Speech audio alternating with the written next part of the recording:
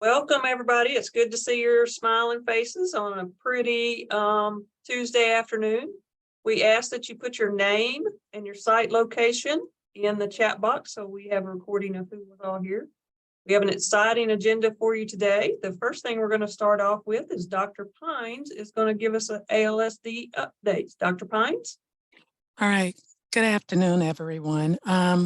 So far as our ALSDE updates, the first thing that's going to be due is your self-risk assessment. That risk assessment should be completed by not only the program director, but multiple people within your site, so that you all can get a true feeling on how you all are doing. And then that form or that document needs to be submitted to your TA, and that is due on April 15th, which is coming up rather quickly. So if you haven't done so, please go on and get started so that you can submit that document. The next thing that's due are your summer field trips. Summer field trips are due on May 15th. The only thing that we ask is that you please make sure that you submit all of your field trips at one time, so that we're not going back and forth and having to do, approval multiple times. So, but the field trips are due on May 15th. And those are also due. Right now, you're still assigned to myself, to Alicia, and to Annette. So go on and send your field trip request into the person that has been assigned to you. And then finally, as far as our updates are concerned, beginning on next week, we will begin to roll out our RFA for cohort number 17. So we'll be traveling around the state and also doing a virtual presentation on that RFA that will be coming out sometime in the middle of May, well, sometime in May. I don't know the exact date, but it's already been completed, and we're just waiting on approval before we get it out to the public. And if you have any questions or concerns, just remember that we are all here to assist you. So please feel free to reach out to us. And that's all for the updates, Annette. Thank you very much, Dr. Pines. And there's a lot of questions with the risk assessment. So what we're going to do is we're going to send Erica some bullet points for her to put in our Friday communication. And then after that, if you have any questions, at the bottom of Erica's email, it says who your TA is. Just contact that person and we will help you get through it. But please do not panic about it at all. So I'm going to turn it over to Erica now. I just want to remind everybody about the summer camp that we do here at Auburn for our high school volunteers. So the dates this year are June 4th through 9th and June 11th through 16th. Remember, they get a chance to stay on campus. We also visit an HBCU and a community college, and we do a bunch of career and college readiness to go along with preparing them to be volunteers in your program. They just have to commit to serve 40 hours at a 21st century program, either before or after they come and do the camp. So it's a great experience for the kids to see a camp, to see an actual college campus, and it's free. So I'll drop the link in the chat box, and I'm just going to keep sending it in my Friday emails until the registration closed. So don't forget. Thank you, Erica. And now we have our wonderful Y for Y experts that are continuing on the series we've had this year, and we appreciate Yana and all that y'all are doing for us. So I'm going to turn it over to our experts at Y for Y. Welcome. Thanks for having us. And I believe Shanika will share her screen.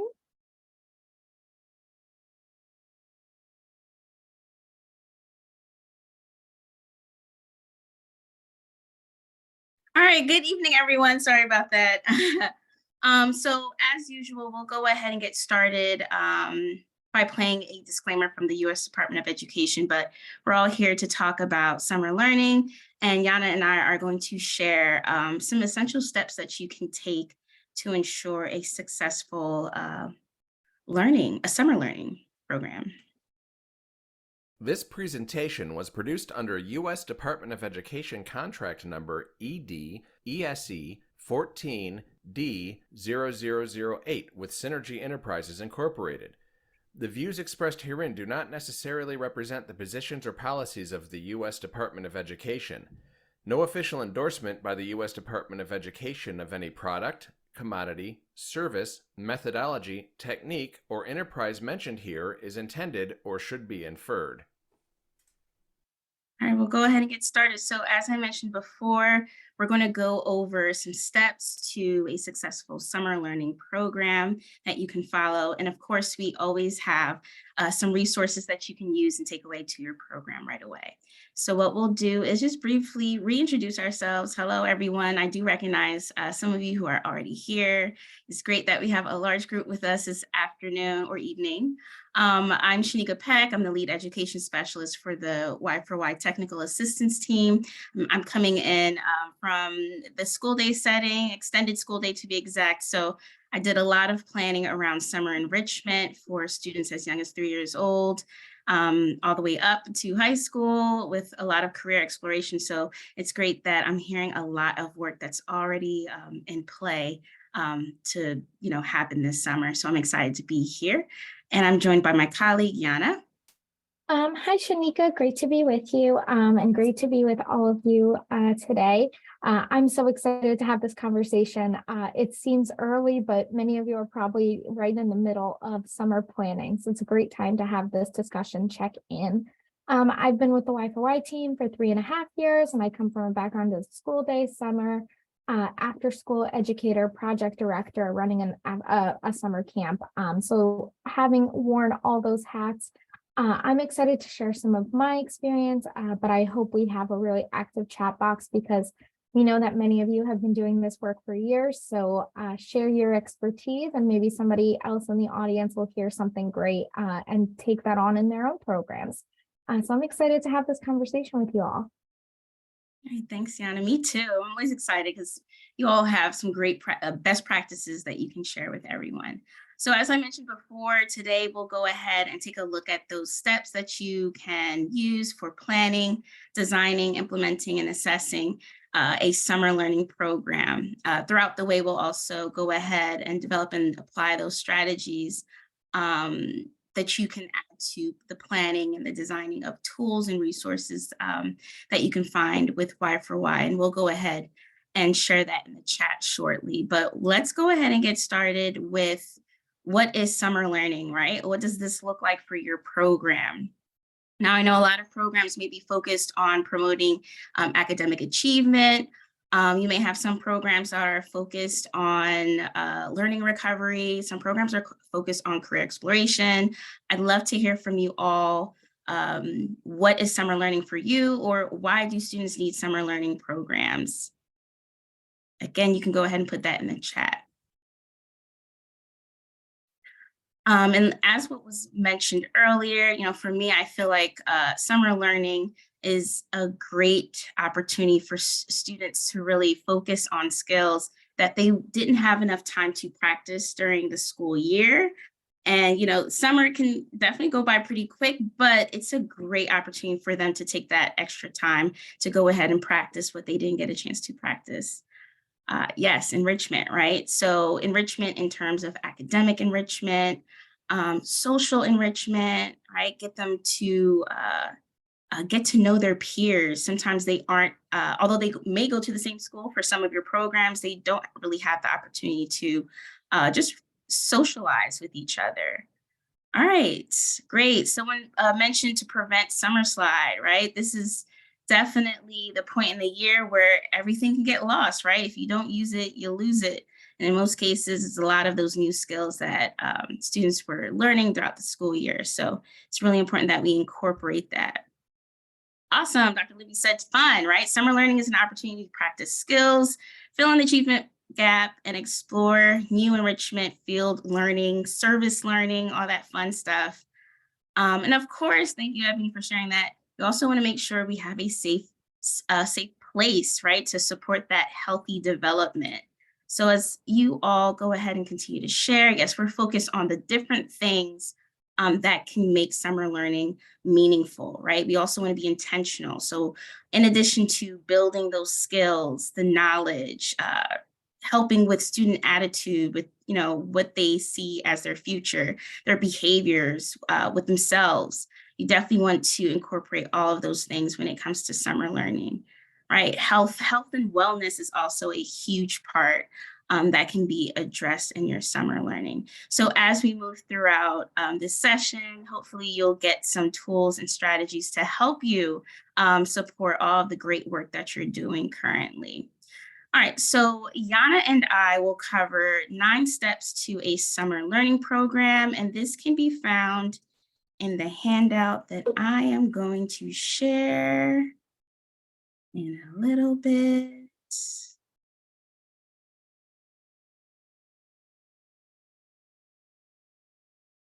If I can find it, it's here. But we'll go ahead and talk about 9 steps. The first step is, of course, building a program team. We'll talk about assessing your needs and mapping assets. We'll also talk about how you can use SMART goals to assess what is happening in your program. We'll briefly touch on logistics because we believe at this point you probably have this pretty much done. But of course, we're always open to any questions that you may have about logistics. I'm sure we can get that answered for you today as well. We'll definitely take a deeper dive into intentionally designing those activities around the data that we've been collecting, and definitely talk about how we can motivate, engage, and retain our students, engaging families. And of course, we'll take a moment to quickly talk about how we can celebrate and reflect and assess, right? We are taking data to intentionally design our program. We also want to use this to make any adjustments for our future summer program. So let's start with step 1, which is focused on building a program team. So you may be in the process of, thank you, Yana. Yana just dropped the handout in the chat for you to download. Thank you. So you may be in the process of putting together your program team, or you may already have one, but it's always a good place to start to think about how you can recruit members on your program team to enhance what you're doing for your summer learning program. All right, so take a look at the screen, and using your annotation tool, go ahead and select who you most want on your summer team. All right, you can mark up to 2 individuals if you want, and then go ahead and explain why you would select them in the chat box. So for me, if I'm planning like a career exploration program for the summer, more specifically with high school students, I may be focused on which partners I can recruit to join my program team, because I'm also thinking about how they can contribute to the overall program, whether it be providing students with an opportunity to gain those work skills, or maybe it's to help students practice interviewing. You may be recruiting or interested in recruiting community organizations, right? Because they can also help with the overall planning of your program. You can probably exchange different kinds of services that can benefit both organizations at the same time. Tanya said all of the above, right? You definitely want at least one representative from each area. Oh, great. Winston shared extension office resources and staff expertise with STEAM, right? Especially if your programs is focused on that, right? And we definitely have seen a lot of national organizations that already have summer programs planned out and ready to go for 21st CCLC programs to use. So that's definitely top on my list for sure.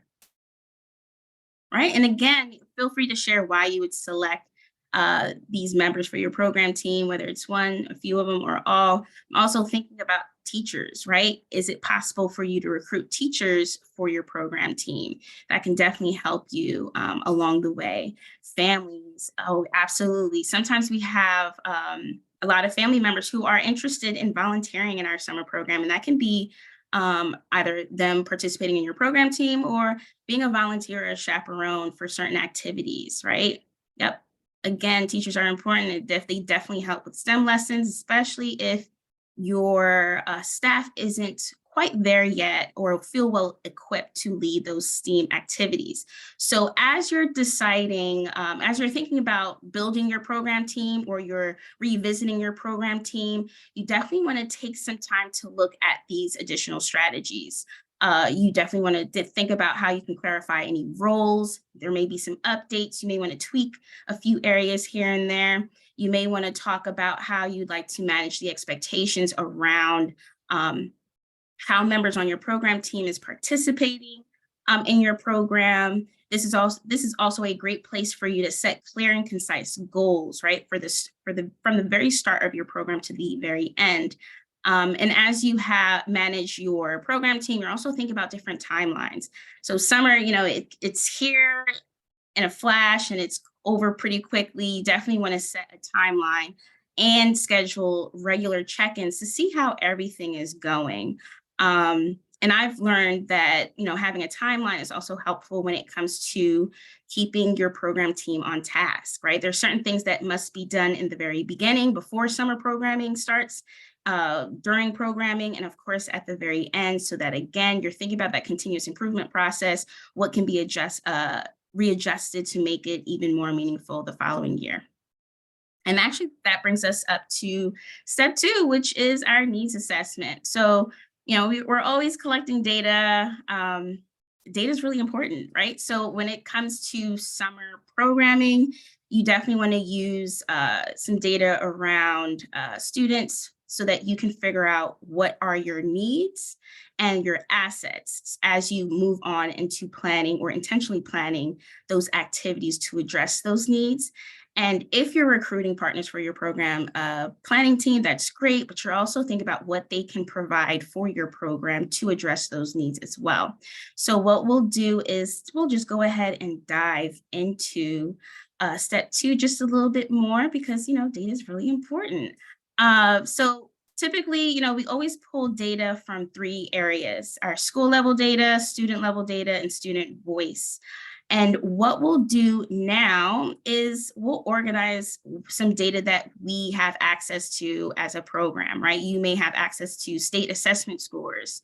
I've seen programs have a report card party and have students bring in their student report card.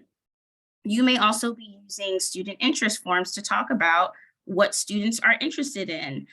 You may have discussions with teachers and they are able to report on student deficiencies. You may have access to student attendance percentages. If possible, you may have access to counselors so that you can talk about what issue is occurring during the school day that can be addressed in your program. So let's take a look at the list of data, sample data that we have on the screen. We have state assessment scores, student report cards, students want art and music, teacher reported student deficiencies, student attendance percentages, counselor reports, large scale bullying. Let's figure out where this all fit. So in terms of state assessment scores, which bucket would that fall under? Would it be school level data, student level data, or student voice? Let me know in the chat.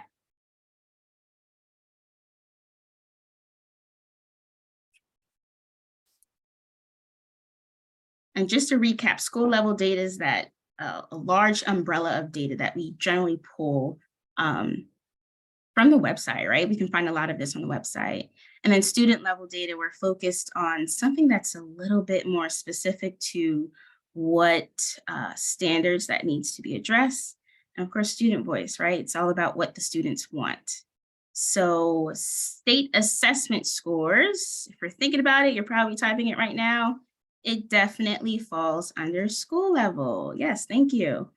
Got it. So let's look at student report cards. That would definitely fall under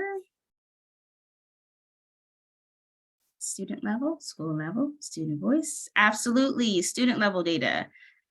What about students want art and music? I feel like that is a dead giveaway. We know what the students want because it's their voice. So that will fall under student voice, yes. Teacher reported student deficiencies would fall under which bucket?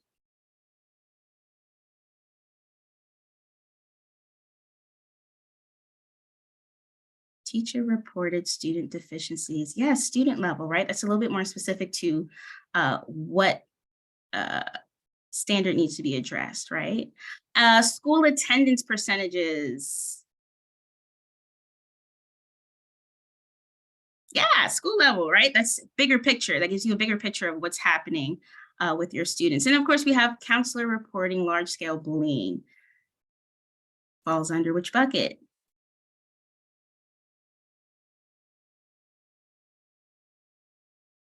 All right, so I see a lot of school and I see why, but sometimes this issue may be different for different schools. Yeah, so it would fall under student level data, right? Because that's a little bit more specific to your student population. So as you're pulling your data, you're creating these needs assessments as well, right? And again, we're using this so that we can be a little more specific with our program. So as you're pulling data, it's great to have a general understanding of the need within that district, but you also want to go ahead and take a step further in pulling data that's more specific to your program. So you may be focused on the data from students who are currently enrolled in your program or plan to enroll in your summer program so that you can take a closer look at what really needs to be addressed. So in this case, we're actually going to just take a look at a few quick examples of a needs assessment statements. So in terms of that school level data, we've found that only 28.8% of our 8th grade students met the expected standard on the state science assessment. So again, this is a bigger umbrella of what the need is in this area. Then after taking it a step further, you spoke to the teachers, the counselors, you took a look at report cards. Maybe you have an opportunity in your program to be a little bit more specific and more intentional about what the needs are. And you found that on the 8th grade state science assessment, students did not demonstrate mastery on application of comparison and prediction, right? So we're focused more on that standard that needs to be addressed. And what you're also thinking about what your program can do to meet that need. And then, after having your students complete a few interest surveys, you found that they are definitely interested in weather, robots, and engineering. So this already sounds like this summer program is going to be focused on STEM or STEAM, right? So let's think about how we can align our needs assessment to what should be happening in our program, right? So how are we going to deliver our summer programming in ways that can tie in that school day learning, right? So we're thinking about how, what students understand or what are they learning in school? How are we going to collaborate with the school day staff, and how can we build that background knowledge? So let's go ahead and think about these 3 areas right here as we align our program. So the first step, right, just based off that data and our needs assessment, we're thinking about what other good ways we can gather this information so that we can understand what students are learning and how they are learning it. And in this case, you're probably thinking about your state standards. You're also thinking about your grade levels, right? Are you serving a population of students who that's more focused in high school, or maybe it's all 3, elementary, middle, and high school? There's definitely different ways to think about how you can align this. You may be using those textbooks that they're using, or maybe you're moving away from it, right? So a good tip here is definitely thinking about what instructional materials are being used in the school day that can also be used in your program.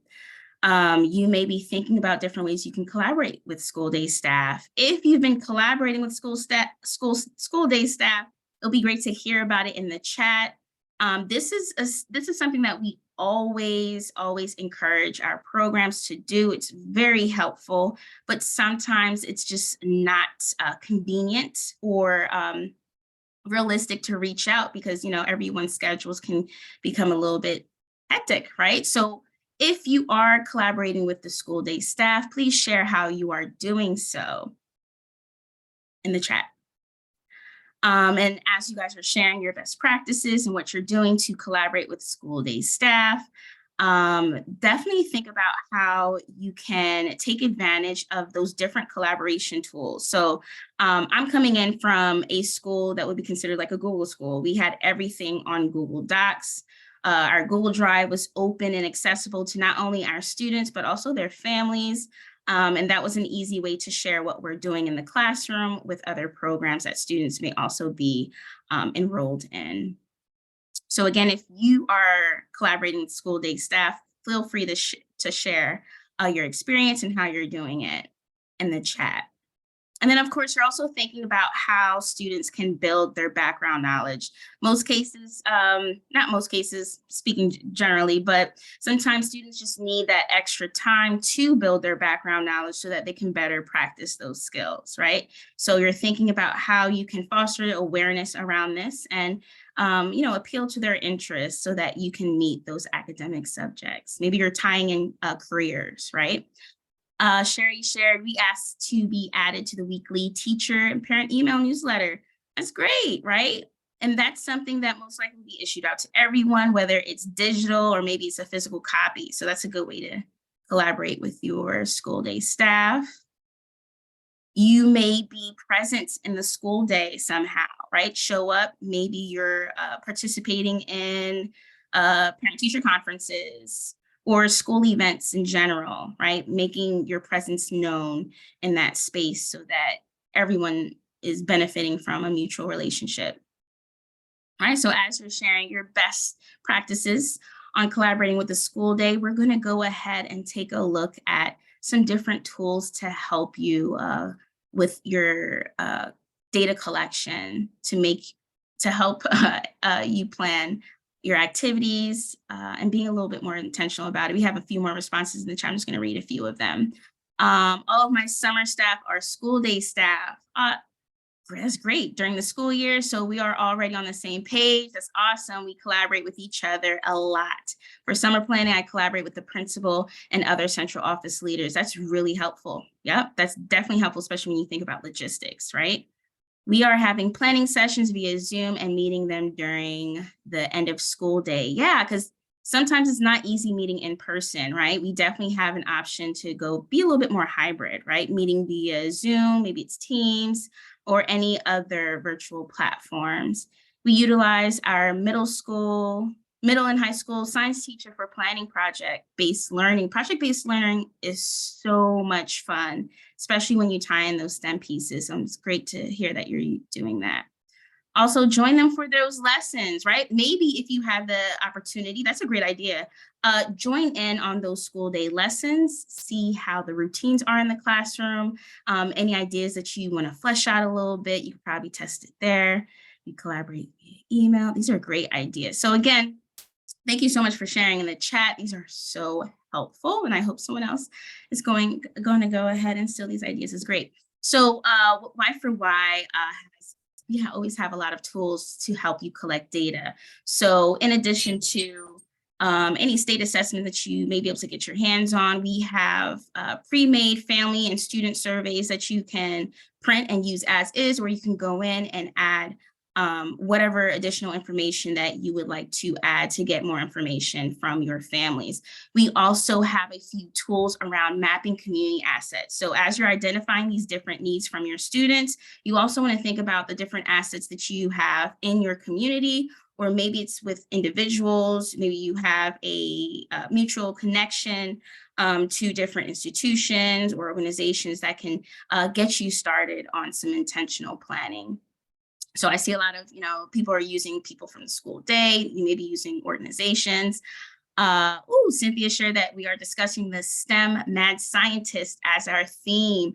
Having themes in the summer is also super fun. I love it. Ordering supplies, t-shirts, robots, and aligning field trips with mad scientist theme. So if you're using a theme like Cynthia, which is great, again, you're also thinking about the different activities you can incorporate, like field trips. Field trips are always fun.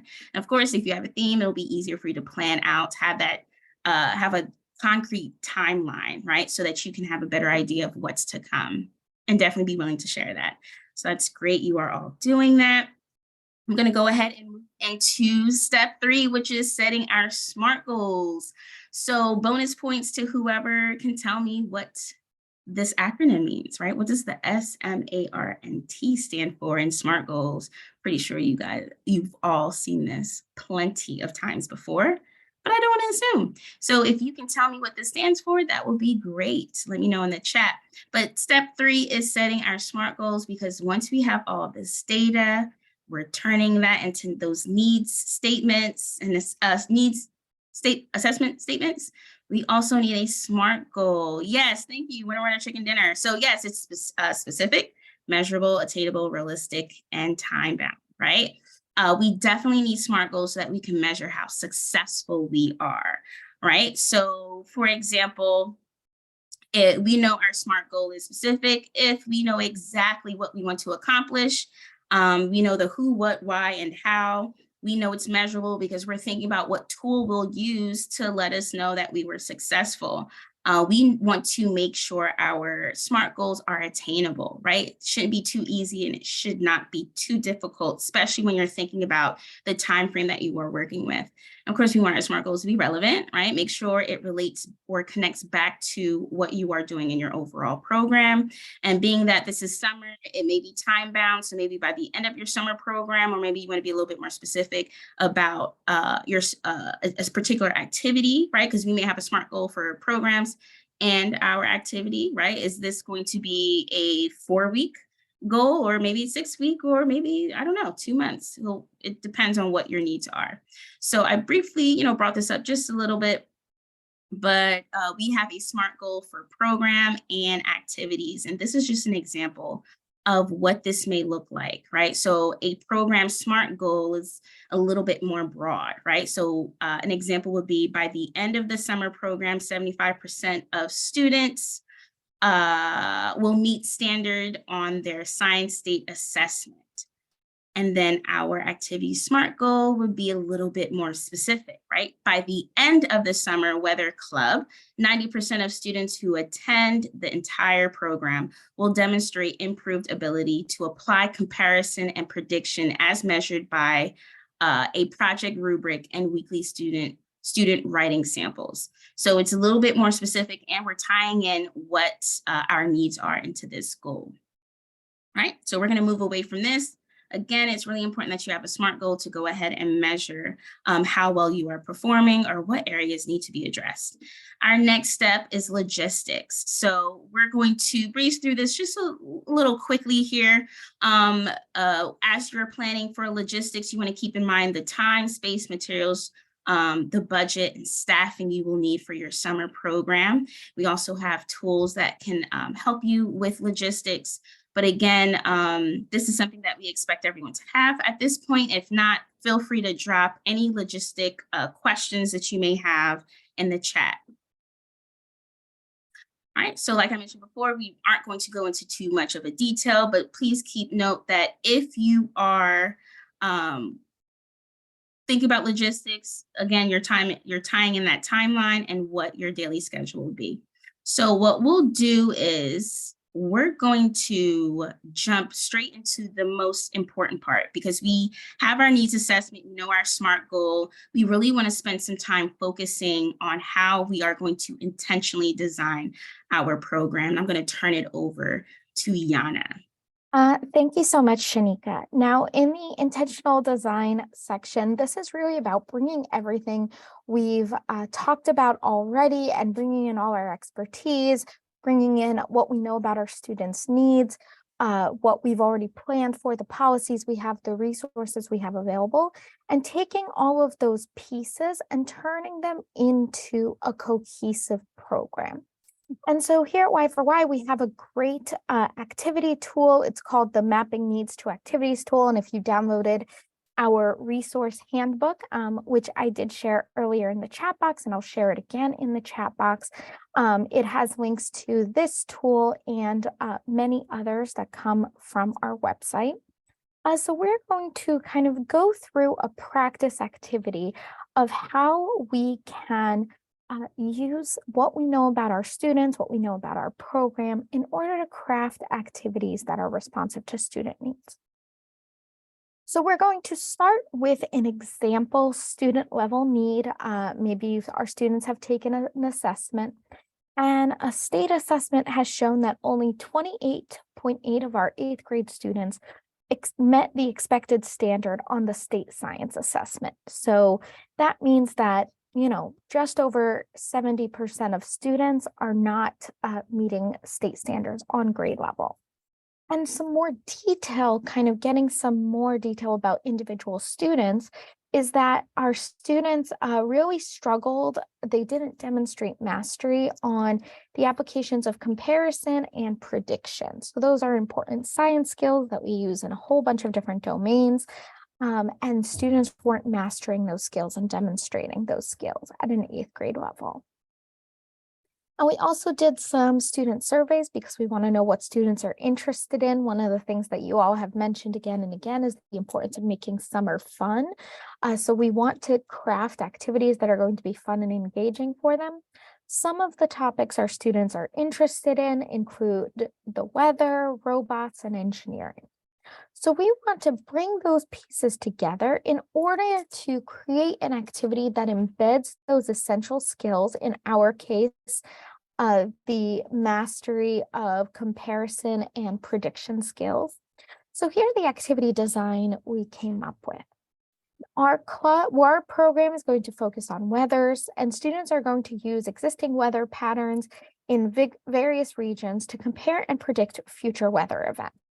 So they're going to look at prior data in order to decide and predict future weather. And there are a lot of different ways that we can give our students opportunities to learn this content. And some of those tools some of those instructional strategies you might consider include blended learning. That's where it's a combination of in-person and online digital media learning. Some of it students do together in a classroom, some is self-guided and giving students a lot of control over their learning experience.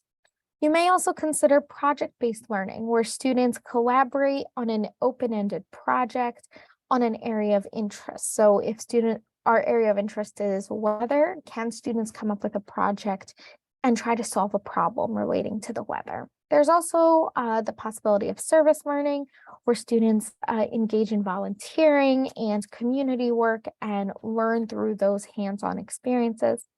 Or you could also engage in themed learning. So that's where summer is really an opportunity to dive deeply into one topic. Instead of maybe seeing kids for just a day, for an hour and a half or 2 hours a day, you see them every day, all day. So you have a lot more time to focus on that topic. So let's take a closer look at this activity. We have decided that we're going to focus on weather. So we already shared earlier today what we know about student needs. Shanika walked you through that program SMART goal, that by the end of the summer program, 75% of students will meet standards on their state science assessment. We've named it based on what students are interested in. So we have the weather club is going to be our topic and our club activity. We have created a SMART goal. This is for just the activity, so it's not for our whole summer. It's for this club, the weather club, that we're going to have students engage in. And our goal is that by the end of the summer weather club, 90% of students who attend the entire program will demonstrate improved ability to apply comparison and prediction as measured by the project rubric and weekly student writing samples.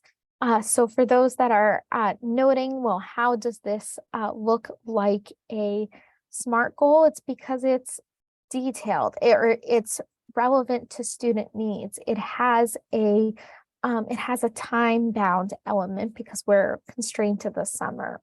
It's attainable, it's specific to what our students need. It's measurable. We're going to use rubrics and student writing samples. So this is a great goal for this activity, and it's going to help our students develop that essential skill that we've chatted about.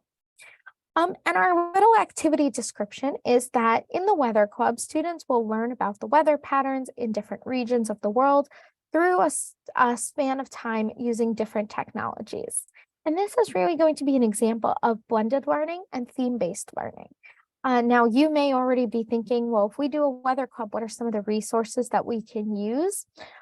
So if you've ever been to the NOAA website, they actually collect years worth of really, really detailed environmental and weather data. And so that's for mostly the United States.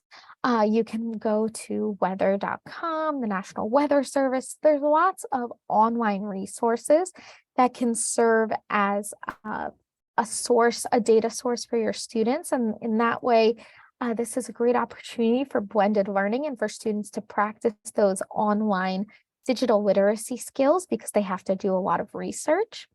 And it is going to be theme-based. Our theme is weather. And our final goal, our students are going to write a history of weather report. They're going to present as though they are a weather person. So they're going to take on that career. And they're going to compare the weather patterns and predict future weather. So this is what we know about Alabama, the weather in the Mobile Bay area. In April, I predict we're going to have this much precipitation and this temperature and humidity and all of those elements as an example. And we want our students to show their work through portfolios. We're going to also conduct observations. We're going to read those student writing samples as examples of as ways to really track that student learning.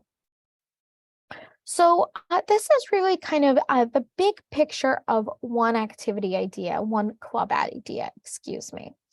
And so what we would love for you to do is we have given you the club framework.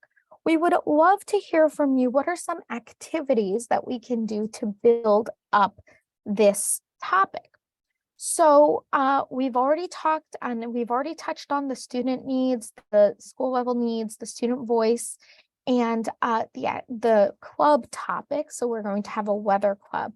But we need concrete activities that we can identify that will fit into our theme and help students practice these skills. So we'd love to hear from you, either in the chat box or if you'd like to unmute yourself. If you have an activity idea where students will practice this weather activity, that would be absolutely wonderful. We'd love to hear from you. If you have activity ideas, we can also share some. I can share an activity that I did teaching environmental science. This is an activity for secondary students, but I actually had students use raw data from the National Weather Service and create annual graphs. So they had to practice their graphing skills and used that data to then inform some of the studies we were looking at. We were studying our local water temperature, those kinds of things. So that is something that is a little bit more challenging because it does involve some fairly complicated math skills. So if you're working with secondary students, or some 8th graders might be really on board with this if you provide a little scaffolding. So it's a great way to embed some math. If that's something that is also a need, which for many of our programs, math is also a priority. So that's just an example. You can also have students watch weather reports because if they're going to take on that role of a weather person at the end of your program, they should learn, well, how does a weather person deliver the weather and what do they need to share with their audience? So those are just some ideas that you can practice to help your students develop these essential skills for understanding weather. And once we've designed some activities that really help our students meet these goals, fitting into the theme we have identified. So we're not just going to be talking about weather for one day. It is going to be a topic that we focus on over the course of the whole summer, talk about all the different dimensions of weather, just as an example, or any other theme that fits into your students' interests. So we've really talked about the activity design, but how do you actually make sure that you're going to have students attending and students engaged in this program?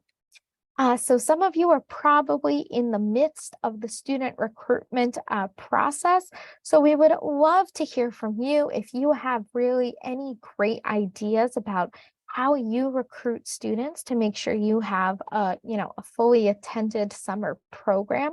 We would love to hear from you in the chat box, or you can unmute yourself to share those experiences, because we can all learn from each other and learn from whether you have any strategies that really work.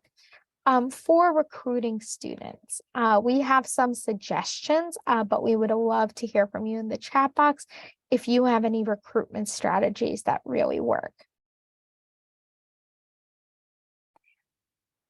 So some of our ideas include using a referral program. So hopefully if you have that strong relationship with your school day partners, if you can ask your teachers who are students that could really benefit from being in a summer program.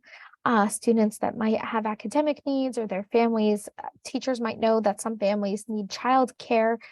So using a referral program can really help to get the students in the door that are going to benefit most from your program. Publicizing to the students about field trips. So getting students engaged by showing them how exciting the program is going to be. And some of those special events can be great. Thank you for sharing that, Tammy. We also ask our older students about ideas for our culinary group. The older students lead activities for the younger students, using a lot of technology to publicize this event. Thank you for sharing that. We plan to update our Facebook page with pictures highlighting our awesome summer programs from the past. Awesome. So sharing what makes your program special, all those previous summer successes. And so that really ties into that fanfare of building excitement, because we want our students to think that it's sort of a privilege and a really positive experience to attend the program, showing some of those photos of previous years, showing how successful you've been and how much fun kids can have. Access to different languages is really important for families that may not be English speaking, making sure that you can bridge that gap and communicate with families about what's available to them, especially for families that might not have fluent English language. And that means also having registration forms in other languages as well, to make it as accessible as possible to as many families as possible. Another thing you may consider is doing home visits. So this really connects to building those strong relationships, and that can include both in-person meetings and phone calls with families, letting families know directly why their child should enroll in this program. What are the benefits? What's in it for them? So thank you all for sharing in the chat box.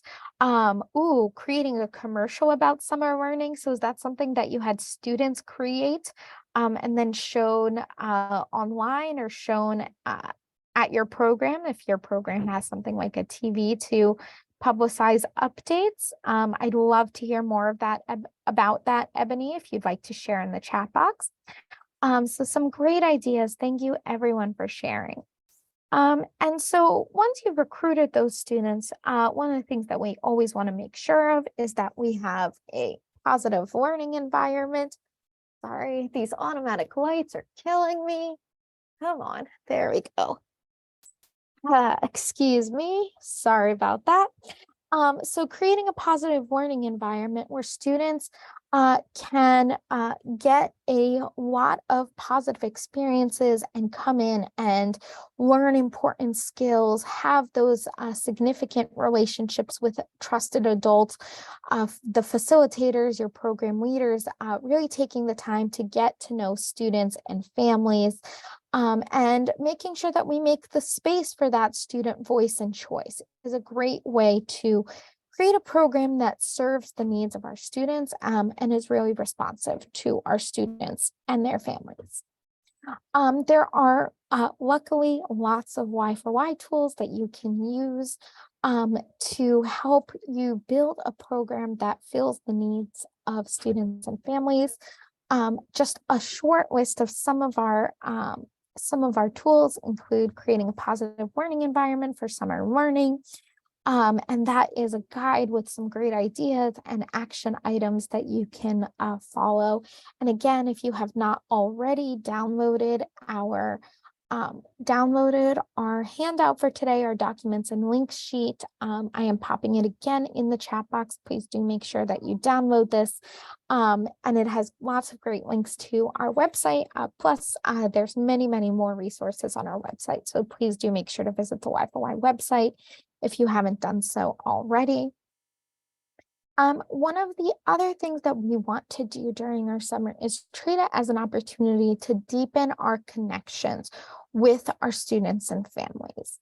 And so as a reminder, the intentionally designed activity that we talked about earlier was our weather club, having students take on the role of weather person and deliver the weather news and give some predictions about upcoming weather.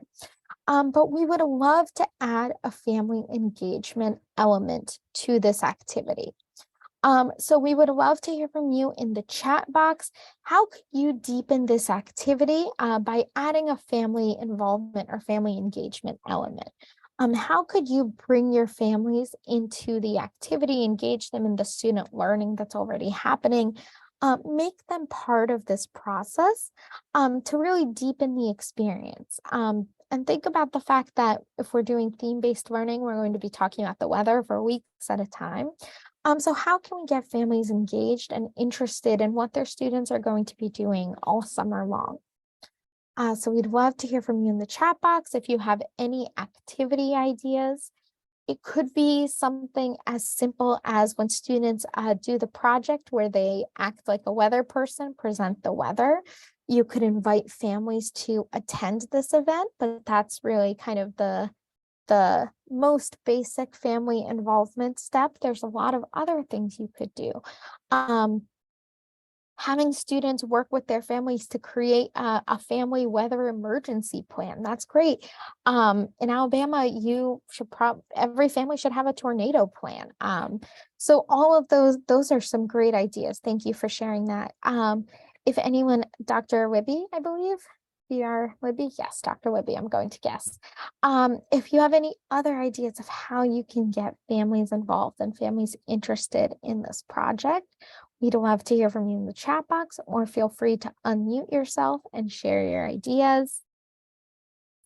But we really want to focus on making this activity a meaningful learning experience for students and for families, and making it a jumping off point for families in their conversations as home. So if you have any other ideas, we'd love to hear from you. But in the meantime, step 8 is the celebration, taking the time to celebrate and reflect. And that means possibly having a closing event at the end of your summer program, taking the time for staff reflection, student reflection. Make sure you reflect as well. Take some notes at the end of the summer about what went well, what you want to change for the new year, and that'll make things a lot easier for you in the coming year as you start that planning process all over again. And so that's really step 8, taking that time to think over what went well and what didn't. Then step 9 is where we talk about continuous improvement. And the continuous improvement process is a 5-step process for evaluate or reviewing what you have accomplished so far, evaluating and really taking stock in order to improve in the future. And the 5 steps of the continuous improvement process are defined. That's where you really do the pre-work of determining the purpose of your program, what your goals are, your plan for implementation. That's really what you're going to be doing in this time period before the summer starts. It's where you figure out your who, what, where, when, why, how. Then you're going to implement with fidelity. So you're going to implement your activities and your program as you intended, or as closely as you intended. We know sometimes things happen, and some of your plans have to change, but we want to implement our programs as we develop them. So then when it gets to the evaluation step, you can't evaluate your success accurately if you didn't implement your program as planned. Then we want to collect data, and we do data collection in a wide variety of ways. That could include test data, that could include student and family surveys, observations, rubrics. The sky's the limit, and hopefully you are engaging in a couple of different data collection methods. Once you collect that data, you need to analyze it, make meaning from that data, figure out what does this tell us about our program design. And once you have drawn meaning from that data, then you are ready to improve and take that information and improve for next year. So if you are doing this weather activity and some faculty feedback or staff feedback from the project is they thought it was a really cool idea, but they didn't feel like they had a lot of content knowledge. So all through the summer, they were constantly Googling things. An area of improvement might be to make sure that you make time for some additional staff training and some staff education ahead of the summer to make sure that your staff feel prepared. That's just an example. So that's really about taking the time near the end of your summer to reflect on what you've done well and what you want to change for the future. And it could be something really big or it could be something small. And that's why it's just important to do that reflection to really improve your program quality, because we always want to improve ourselves, improve our program design. And then you'll run through your whole summer program and you'll do this again. And it really is a continuous process because we're always working to improve our program design. And this really is our last step in implementing a successful summer program. That really big part of success is reflecting and thinking about the future. And I think this is a great way to leave off, because we know that at the beginning, Annette was talking about the importance of that self-reflection. So that's something you want to do at the end of the summer as well as throughout your program year. Now, as we're coming to the end, we would love to ask you to join our mailing list. You can join by texting Y for Y Insider to 22828. Text and data rates may apply, so you can also sign up by going to our website, y4y.ed.gov. We are always thrilled to share so many of our resources. We have loved being with you all again this month. We are excited to see you next month. But in the meantime, please make sure to visit our website. That's y4y.ed.gov. And if you have any questions, you can email us at y4yta@seiservices.com. And that is actually a monitored email address. So we will get back to you within 48 hours. Thank you all so much for being with us. If you could take a minute to fill out that feedback form, that would be very appreciated. Annette, thank you so much for having us. We really appreciate for you asking us to be part of this learning experience with you all. And Shanika, thank you for joining me. It was great to be with you as always. And we hope that we will see you all next month. Thank you very much. Everything y'all do every month is so rewarding and right on task. And obviously we're rolling into the summer here. We have some new state initiatives with our math and our literacy. So, you know, the collaboration and the tools your Y4Y provide are incredible that all programs can use. Also wanted to turn it over to Dr. Pines right now. She has created something special for you, Dr. Pines.